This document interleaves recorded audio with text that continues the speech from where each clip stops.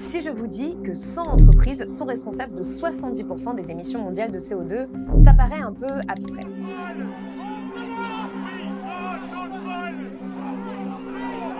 C'est une industrie qui était un des sponsors de la COP26 à Glasgow, qui dans les couloirs de la COP avait ils ont appelé ça le Resilience Hub, Ouais. c'est-à-dire un espace de débat pour parler de la question climatique et justement détourner notre attention des vrais fossoyeurs du climat et dire non, c'est pas les boîtes ni les banques, mais c'est bien les consommateurs. Net zero by 2050, blah blah blah, net zero, blah blah blah, climate neutral, blah blah blah.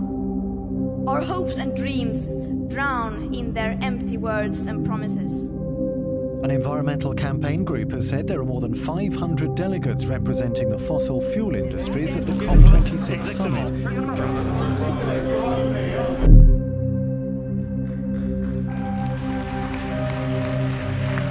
Il y a 30 ans déjà qu'on a créé le GIEC parce qu'il y avait une évidence. Tout le monde dit qu'on n'a plus que quelques années pour agir. Climate activists are sometimes depicted as dangerous radicals. But the truly dangerous radicals are the countries that are increasing the production of fossil fuels. Nous implorons tout le monde qui nous écoute de prendre ce message à cœur et de faire partie des personnes qui vont agir pour ce changement. Autrement, on n'y arrivera jamais. Ce dont les gens doivent se rendre compte. Quand on parle de réchauffement climatique, on a le sentiment que c'est ce qui se passe aujourd'hui. Mais ce n'est pas du tout ça.